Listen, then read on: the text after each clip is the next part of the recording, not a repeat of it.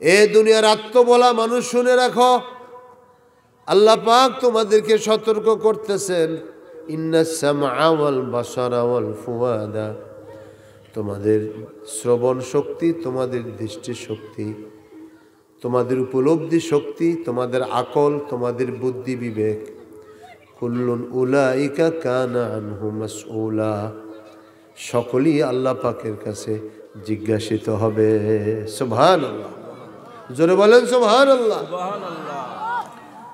এজন্য প্রতিটি মানুষ, নরনারী যেই হই না কেন, যদি আল্লাহর প্রতি বিশ্বাস রাখি, আখিরাতে বিশ্বাস রাখি, আমাদের কাজ হলো দায়িত্ব সচেতন হওয়া। দায়িত্বহীন মানুষ, উদ্দেশ্যহীন মানুষ তার মঞ্জিলে পৌঁছতে পারে না। পারে? কোনো মানুষ উদ্দেশ্যহীন চললে পারবে? যে সে গাড়ি চালাইতেছে, কোন দিকে যাইব তার খবর নেই, একবার ডাইনে যায় বামে যায়, কি ভাই এরম করেন কেন? কোনো বলতে পারি না কোথায় যাব। এখন এই উদ্দেশ্যহীন গাড়ি চালানোওয়ালের সংখ্যাই বেশি। কবরে যাব এই কথা কারো মনে নাই।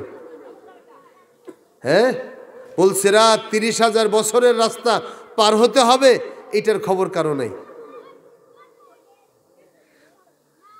জাহান্নামে আবাদান আবাদা 70 গুণ তেজস্বী আগুনে জ্বলতে হবে, এইটার খবর কারো নেই।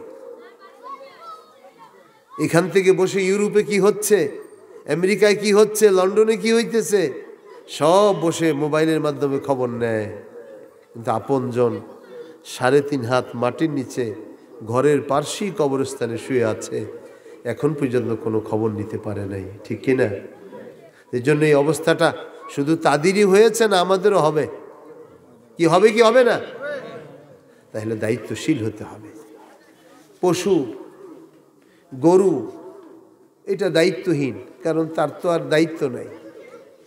দেখবেন পশু যখন জবাই করেন কোরবানির সময়, মাঠের মধ্যে অন্যান্য পশু সব দাঁড়ায় রইছে, যেটারে শোয়াইছে সে তো জবা হইতেছে, অন্য পশু একটু তাকায় দেখা সে তার মতো ঘাস খাইতেছে। ঠিক নেই? কি জন্য? এ তো পশু, এর কাণ্ড জ্ঞান নাই, এই জন্য সে জবাই দেখিয়াও তার তো আর সে আকল নাই বুঝার, সে তার মতো করে ঘাস খাইতেছে। কিন্তু সে এই ধারণা করতেছে না যে এরপরই তো আমাকে ধরবে, আমাকে শোয়াবে।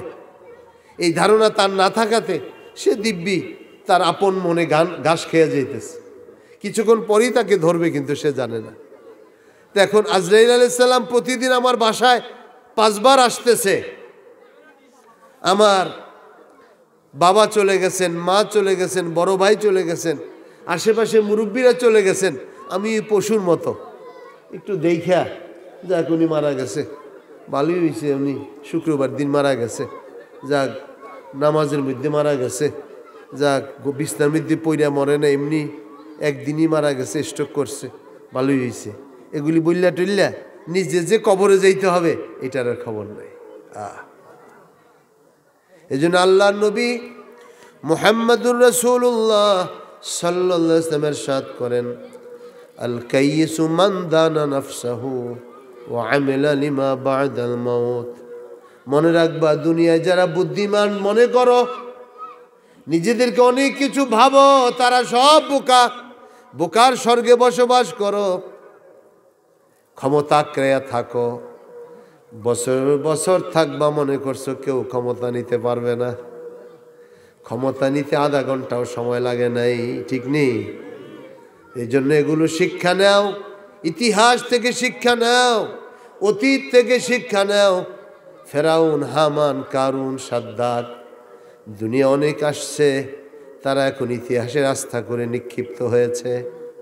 এই জন্য আল্লাহ নবী বলেন, কাইয়েস, পৃথিবীতে সবচেয়ে বড় বুদ্ধিমান ওই ব্যক্তি, মানদানা নাফসাহু, যে নিজের সমালোচনা করে জীবন যাপন করে, মুহাসাবা করে জীবন যাপন করে, সে সবচেয়ে জ্ঞানী। সুবহানাল্লাহ, সবচেয়ে বড় সে জ্ঞানী। আজকে আমরা যাদেরকে জ্ঞানী মনে করি, এটা আবিষ্কার করছে, সেটা আবিষ্কার করছে, এই বলছে সেই বলছে, এটারই জ্ঞান বিজ্ঞান মনে করি। প্রকৃত বুদ্ধিমান, প্রকৃত হুশমান, প্রকৃত আকলওয়ালা ওই ব্যক্তি যে মুহাসাবা করে নিজে চলে। আজকে শোয়ার আগে চিন্তা করে আমি কয়টা অপরাধ করেছি, কয়টা জুলুম করেছি, কয়টা মানুষের সাথে অন্যায় মিথ্যা কথা বলেছি। আজকে সে তওবা করে, আল্লাহ আমি তোমার কাছে ফরিয়াদ করছি, আমি কালকে আর এইরকম অন্যায় কাজ করব না। এই মুহাসাবা করে যারা জীবনযাপন করতেছে তারাই প্রকৃত মানুষ, তারাই প্রকৃত জ্ঞানী। আলহামদুলিল্লাহ। আল্লাহ নবী বলেন, আল কাইয়্যিসু মান দানা নাফসাহু ওয়া আমিলা লিমা বা'দাল মাউত। বুদ্ধিমান তো ওই সকল লোকেরা যারা মুহাসাবা করে জীবনযাপন করে। হযরত ওমর ফারুক রাদিয়াল্লাহু আনহু বলেন, হাসিবু ক্বাবলা আন তুহাসাবু। আল্লাহ পাকের আদালতে হিসাব দেওয়ার আগে নিজে নিজের হিসাব করে নাও। তোমার জীবনে কতটুকু আমল তুমি করেছ? আজকে তুমি ব্যাংকার, ব্যাংকের মধ্যে কত টাকা ডেবিট হয়েছে, কত টাকা ক্রেডিট হয়েছে, তুমি সব হিসাব নিকাশ বুঝিয়ে ব্যাংক থেকে বের হয়ে আসো।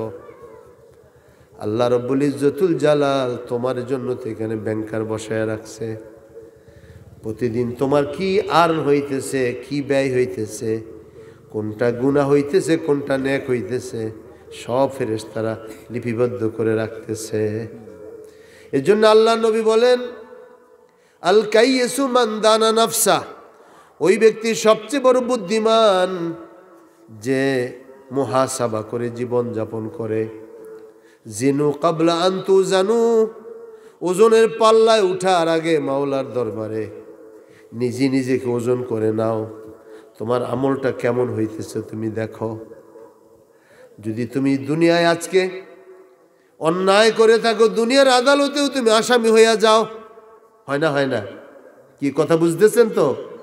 কথা যদি না গিলেন তাইলে তার ওয়াজ করে লাভ নাই। কথা বুঝতে হবে। দুনিয়ার আদালতে আজকে 14 জনকে উঠাইছে না উঠায় নাই? আন্তর্জাতিক ট্রাইব্যুনালে আজকে 14 জনকে উঠাইছে, যারা সরাকে সরা জ্ঞান করতো না, মানুষকে মানুষ মনে করতো না, অন্যায়কে অন্যায় মনে করতো না, হত্যাকে হত্যা মনে করে না। এটা যে ভুল হইতেছে এটা ভুলই স্বীকার করে না। আগের জমানার জাগরে আল্লাহ পাক ধ্বংস করছে, এরাও এই কাজই করত। গুনাহকে গুনাহ মনে করতো না, মানুষকে মারিয়ে ফেলছে এটারে কোনো মামুলি কিছু মনে করতো না। অথচ আল্লাহ পাক কোরআনে বলেছেন, মান কাতালা নাফসান বেগাইরি নাফসিন ফাকাআন্নামা কাতালান নাসা জামিআ। দুনিয়ায় যদি কেউ কোনো মানুষকে বিনা দোষে মারে তো সেজন্য সারা দুনিয়ার বিশ্ব মানবতাকে মেরে ফেলল। আল্লাহু আকবার। আল্লাহ পাক বলতেছেন সেজন্য বিশ্ব মানবতাকে মেরে ফেলল। এরা এগুলো মনে করতো না, আজকে তাদেরকে আসামির কাঠগড়ায় দাঁড়াইতে হয়েছে। এটা দুনিয়ার আদালত, কিন্তু সবচেয়ে বড় আদালত হলো মাহকামাতুল কুবরা। সবচেয়ে বড় আদালত আল্লাহ পাকের আদালত। দুনিয়ার আদালতে ঘুষ দিয়ে, টোপাইজ ব্যবহার করে, ক্ষমতা ব্যবহার করে তুমি আইনকে গাইন করতে পারবা, কিন্তু আল্লাহ রব্বুল ইজ্জতের দরবারে একটু হেরফের করতে পারবা না।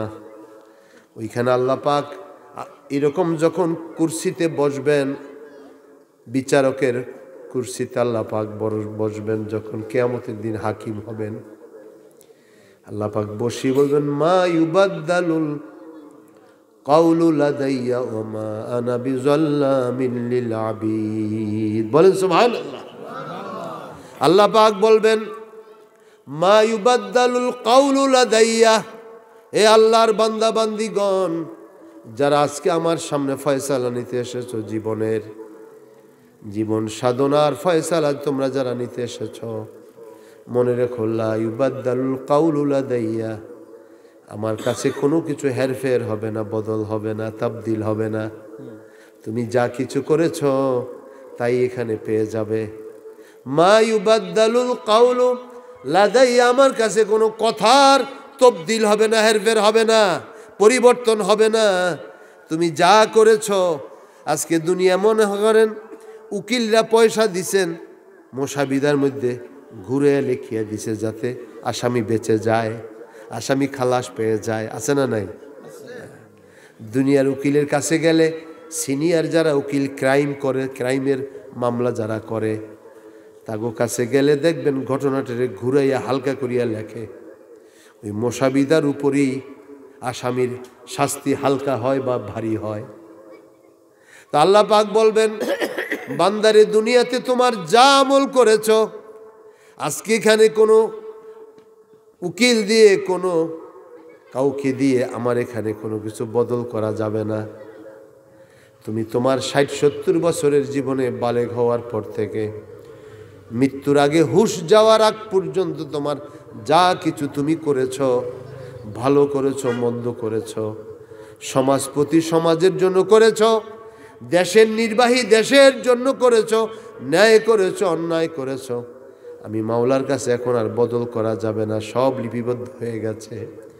আর ওমা আনা বিযাল্লামিন লিল আবিদ, আমি কোনো বান্দার উপরে জুলুমকারী নই। সুবহানাল্লাহ।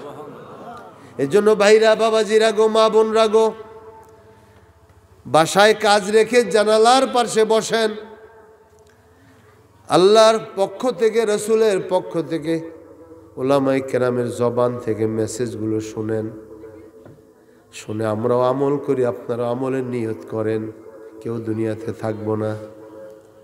আল্লাহ নবী বলেন, কাইয়্যিসু মান দানা নাফসাহু, সবচেয়ে বুদ্ধিমান ওই সমস্ত মানুষ, বান্দা বান্দি যারা মুহাসাবা করে জীবন যাপন করে, আত্মসমালোচনা করে জীবন যাপন করে, নিজে যেটা ভুল করছে ভুলকে স্বীকার করে। দেখেন, আদম আলাইহিস সালাম একটা ভুল করছেন, আবার শয়তানও ভুল করছে, পার্থক্য এখানেই। আদম আলাইহিস সালাম ভুল যেই করছেন সাথে সাথে উনি সমালোচনা করছেন, মুহাসাবা, যে আল্লাহ আমি ভুল করেছি, আমার ভুল হয়ে গেছে। আদম আলাইহিস সালাম একদিন দুই দিন নয়, 300-350 বছর কাঁদছেন আদম আলাইহিস সালাম। ওনার চোখের উপর দিয়ে পানি পড়তে পড়তে রক্ত পড়ছে, পুষ পড়ছে, গর্ত হয়ে গেছে, খরল হয়ে গেছে, পানি যেতে যেতে একটা গুনার কারণে। আদম আলাইহিস সালামের ওই আত্মসমালোচনা, মুহাসাবা, আল্লাহ আমি ভুল করেছি, আমাকে আপনি মাফ করে দেন। আল্লাহর কাছে বারে বারে মাপ চাইতে যেতে 350 বছর কেটেছে। আল্লাহ পাক বলেন, ফাতালাক্কা আদম রাব্বাহু ফাতালাক্কা আদম রাব্বুহু ফাতাবা আলাইহি। আদম আলাইহিস সালামকে আল্লাহ পাক 350 বছর কান্নার পরে একটা কালেমা শিখাইয়া দিলেন, রব্বানা যালামনা আনফুসানা ওয়া ইল্লাম তাগফির লানা ওয়া তারহামনা লানাকুনান্না মিনাল খাসিরিন। হে আমাদের রব, আমার নফসের উপর আমি জুলুম করেছি, সমালোচনা করেছে, মুহাসাবা, আত্মসমালোচনা। আল্লাহ, আমি আমার নফসের উপরে জুলুম করেছি। ওয়া ইল্লাম তাগফির লানা, আপনি যদি আমাকে ক্ষমা না করেন, ওয়া তারহামনা, আমাকে যদি দয়া না করেন, লানাকুনান্না মিনাল খাসিরিন, অবশ্যই অবশ্যই আমরা ক্ষতিগ্রস্তের অন্তর্ভুক্ত হব। এই দোয়া যখন আদম আলাইহিস সালাম আল্লাহর দরবারে করলেন, আর আদম আলাইহিস সালাম আল্লাহর হাবিব সাল্লাল্লাহু আলাইহি ওয়াসাল্লাম উসিলা দিলেন যে আল্লাহ পাক, যখন আমি বেহেশতের মধ্যে ছিলাম, আরশে আজিমের নিচে একটা নাম দেখেছি আপনার নামের সাথে, লা ইলাহা ইল্লাল্লাহু মুহাম্মাদুর রাসূলুল্লাহ সাল্লাল্লাহু আলাইহি ওয়াসাল্লাম। ওই নাম দেখার পরে আমার বিশ্বাস হয়েছে নিশ্চয়ই মুহাম্মদ সাল্লাল্লাহু আলাইহি ওয়াসাল্লাম আপনার প্রিয়তম হবে। আপনি তার উসিলায় আমি আদমকে আপনি ক্ষমা করে দেন। আল্লাহ পাক সাথে সাথে ডাক দিলেন, আদম, তুমি 300-350 বছর কেঁদেছ, তুমি অনুশোচনা প্রকাশ করেছ, অনুতপ্ত হয়েছ, আমার প্রিয়তম হাবিব মুহাম্মদুর রাসূলুল্লাহ সাল্লাল্লাহু আলাইহি ওয়াসাল্লামের উসিলা দিয়ে তুমি দোয়া চেয়েছ আমার কাছে। আমি আল্লাহ পাক রহম দিন, আমি তোমাকে মাফ করে দিলাম। সুবহানাল্লাহ। আদম আলাইহিস সালাম অনুশোচনা প্রকাশ করার কারণে, অনুতপ্ত হওয়ার কারণে, আত্মসমালোচনা করার কারণে আল্লাহ তেনাকে মাফ করে দিয়েছেন। এরকম বনি আদমের যত নরনারী আছে গুনাহ হয়ে গেছে, সাথে সাথে যদি সে সমালোচনা নিজেরটা করে অনুতপ্ত আল্লাহর কাছে হাত পাতে ইস্তেগফার করে, আল্লাহর সাথে সাথে তাকে ক্ষমা করে দেয়। সুবহানাল্লাহ। এজন্য আমার ভাইরা বাবাজিরা গো, মা বোনরা গো, সকলের কাছে আরজ রাখতে চাই, শয়তানকে যখন বলল আল্লাহ পাক, শয়তান রে তুমি আদমকে সেজদা কেন করলে না? আদম নিজের অহংকার তো দেখায় নাই, তুমি কেন করলে না? কয় যে আমি আগুন দ্বারা তৈরি, আগুন উপরের দিকে উঠে, এটা নিচের দিকে মাটিকে সেজদা করতে পারে না। খালাকতানি মিন নারিন ওয়া খালাকতাহু মিন তিন, আমাকে আপনি সৃষ্টি করেছেন আগুন থেকে, আদমকে সৃষ্টি করেছেন মাটি থেকে, সুতরাং আগুন মাটিকে সেজদা করতে পারে না। কেয়াস করছে, বুদ্ধি খাটাইছে, অনুশোচনা প্রকাশ করে নাই, আল্লাহর সাথে সাথে তাকে রাজিম বানায় দিছে, অভিশপ্ত। ঠিক নেই? এখান থেকে শিক্ষা আমাদের জন্য, আত্মসমালোচনা করে জীবন যাপন করো, মাপ পেয়ে যাবে। আর পতিত সরকারদের মতো যদি আত্মসমালোচনা না থাকে, অহংকার দেখাও, সব কিছু আমি সব কিছু করব, দেখায় দেব না।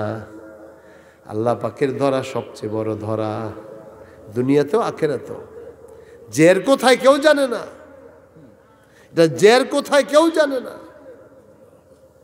এই জন্য আল্লাহ নবী বলেন, আল কাইয়িসু মান দানা নাফসাহু ওয়া আমিলা লিমা বাদাল মাউত।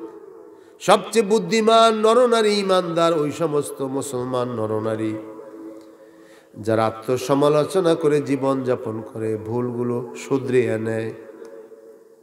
আর আল্লাহ নবী বলেন, আমিলা লিমা বাদাল মাউত, মৃত্যু পরবর্তী জীবনের জন্য যারা প্রস্তুতি নেয় তারাই হলো বুদ্ধিমান। সুবহানাল্লাহ, তারাই বুদ্ধিমান। বুদ্ধিমানদেরকে দেখা যায় আপনার সহজ সরল। ঠিক নেই? সমাজে যেগুলো প্রতারক, ধূর্ত, ধোঁকাবাজ, এরা জাহান্নামী। আল্লাহ নবী বলেছেন, আহলুল জান্নাতে দুলহুন বুলহুন, জান্নাতীরা হবে সহজ সরল। জান্নাতি লোক হবে কি? সহজ সরল। ওদের মধ্যে কোনো প্যাচগোছ থাকবে না, ভিতরে স্বচ্ছতা থাকবে। আর যেগুলি গরল, ধূর্ত, ধোঁকাবাজ, অহংকারী, বদমেজাজি, এগুলি সব জাহান্নামী।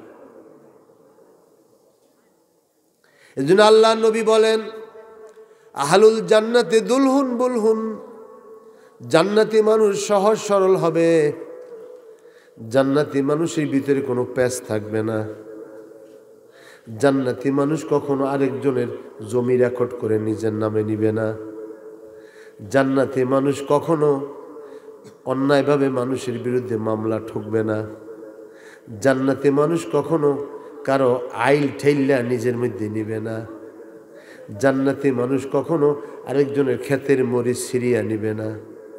জান্নাতি মানুষ কখনো অন্যের ফসল ঘরে উঠাবে না। জমি দখলের মধ্যে যাবে না। টেটা বর্ষা লইয়া ঝগড়ার মধ্যে যাবে না। কি কথা বুঝে আসছে? জান্নাতি মানুষের দিল নরম, কারো কষ্ট দেখলে দৌড়ে ঝাঁপায়া পড়ে। হযরত ওমরে ফারুক রাদিয়াল্লাহু আনহু এত বড় সাহসী যোদ্ধা ছিলেন, ইসলামের মহান শাসক। ইসলামের ভিতরে আসার পরে নরম দিল হয়ে গেছেন। কোনো প্রজার কষ্ট হইছে, কোনো সাহাবীর বাড়িতে খানা নাই, শুনছে, বাইতুল মাল থেকে নিজে পিঠে বোঝা বহন করে খাদ্য তার বাড়িতে পৌঁছে দিছে। সুবহানাল্লাহ। এজন্য মানুষ যখন ইসলামের মূল ধারায় চলে আসে, মূল থিম বুঝতে পারে, হাকিকত বুঝতে পারে, তখন ওই মানুষ দ্বারা অন্যায় হয় না।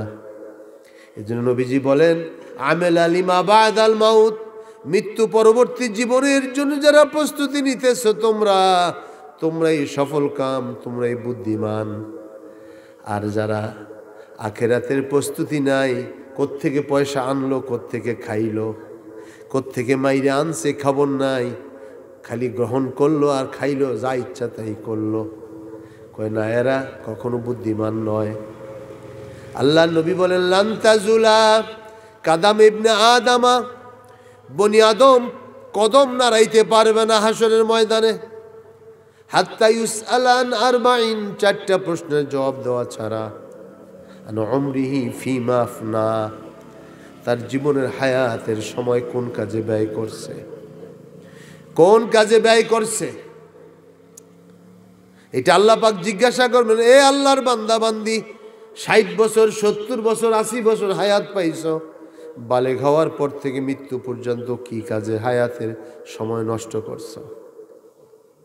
হযরত আলী কাররামাল্লাহু ওয়াজহু কুফার মসজিদে দাঁড়িয়ে চোখের পানি ছেড়ে দাড়ি ভিজিয়ে ভিজিয়ে বলতে চায়, রে আমি তো 60 বছর হয়ে গেছে, 15 বছর চলে গেছে নাবালকিতে, 15 বছর চলে গেছে ঘুমের মধ্যে। 6 ঘন্টা করে ঘুমাইলে 60 বছরে কত? 15 বছর ঘুমে চলে গেছে, 15 বছর নাবালকিতে চলে গেছে, 15 বছর যৌবনে কেটে গেছে। যৌবনের পাগলামি, যৌবনের তারুণ্যতা, তরুণ সঙ্গ এখানে আছে দেখলাম। তারুণ্যদের তো হুঁশ নাই, নাচ গান, ফুটবল টিম, ক্রিকেট টিম, এইটা টিম সেইটা টিম, নৌকা বাইচ কি, তারপরে ঘোরা, কোথায় সাজেক আছে, কোথায় কুজেক আছে, সব সেখানে তারা, ঠিক নেই। তরুণদের হুঁশ নাই, বেহুশ। তো 15 বছর চলে গেছে তারুণ্যের মধ্যে, যৌবনে কেটে গেছে, 10 বছর গেছে মিনিমাম অর্থ কামানির পিছনে।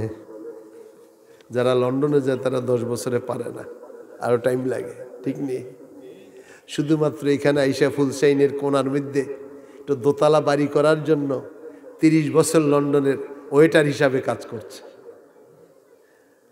25 বছর ওয়েটার হিসাবে কাজ। আমরা তো দেখে আসি, দুনিয়া দেখছি, সব শূন্য, জিরো রেজাল্ট, শূন্য। জিজ্ঞেস করেন সকলকে যারা আজকে লন্ডন করতেছে, ইউরোপ করতেছে, আমেরিকা করতেছে, ওদের রেজাল্ট শূন্য। ওই টাইমটায় যারা বিয়ে শাদী করে নাই, যৌবন চলে গেছে। এখন 40 বছর আসলে গিয়ে বিয়ে করলে বাচ্চা কাচ্চা হইব? এখন কি আর সুখ সংসার আছে? শুধু একটা দোতলা বাড়ি করার জন্য জীবনের যৌবন সব শেষ করে ফেলছে। এটা শুধু লন্ডনের কথা বলছি না, সব জায়গারই একই অবস্থা। শুধু বাড়িঘর কেমনে করবে এই তালে আছে। সেই জন্য বলছিলাম ভাইরা বাবা জিরাগো, জীবনের হিসাব নিকাশ মিলিয়ে যেতে হবে। কখনকার ডাক পড়ে যায়, আল্লাহ পাক কিয়ামতের ময়দানে বলবেন, এই যৌবন কোন কাজে ব্যয় করেছ?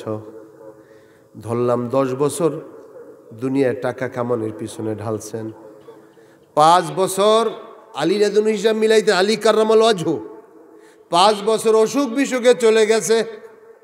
দেখেন না কত সময় মানুষ বাসায় পড়ে থাকে, জ্বর হয়, ঠান্ডা হয়, এটা হয় সেটা হয়, ইবাদত করতে পারে না। আলী কাররামাল্লাহু ওয়াজহু জীবনের 60 বছরের হিসাব মিলিয়ে মিম্বরের উপরে চোখের পানি ছেড়ে কাঁদতে কাঁদতে বলতেছেন, আরে এখন তো খালি হাতে রওনা হইলাম। সুবহানাল্লাহ, সুবহানাল্লাহ।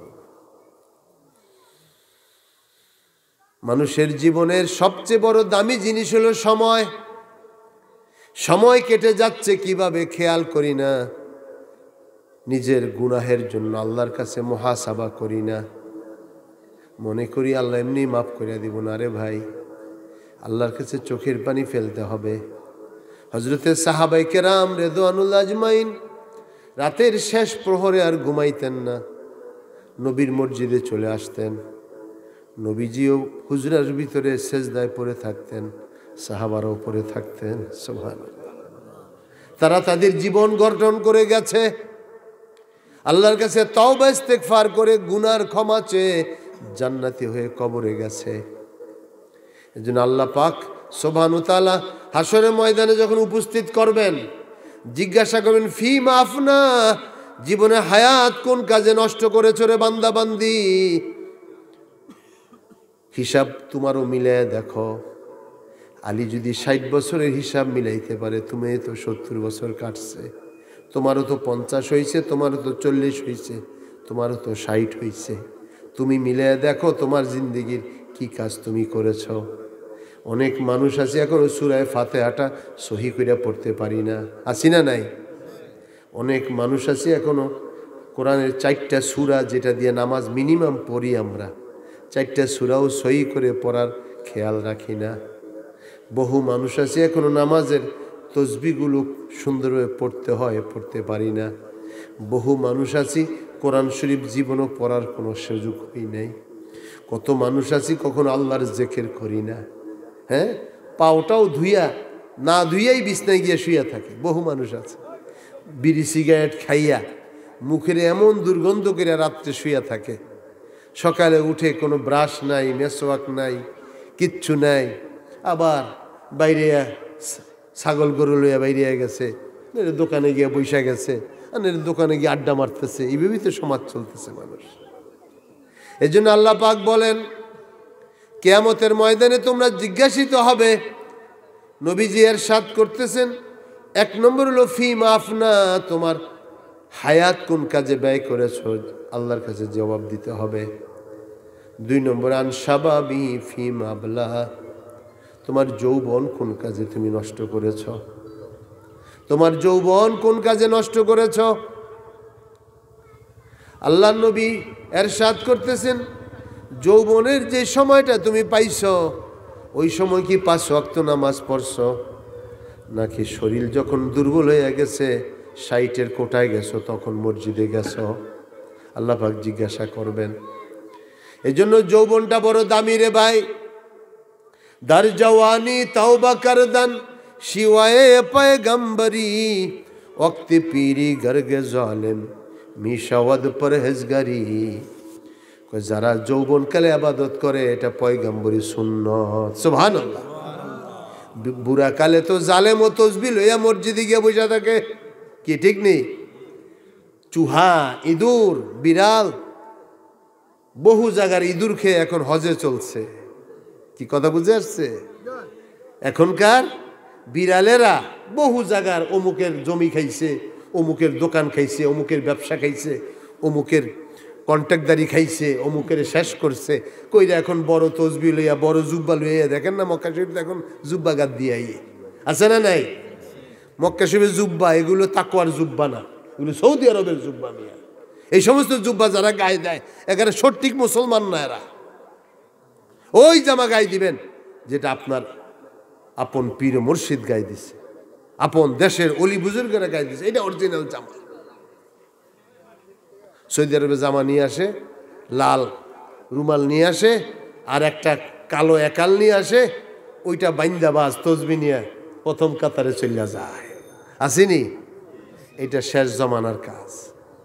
আল্লাহর নবী বলেন, জোয়ানকালে তওবা করো, তোমার ইবাদতের দাম এত হবে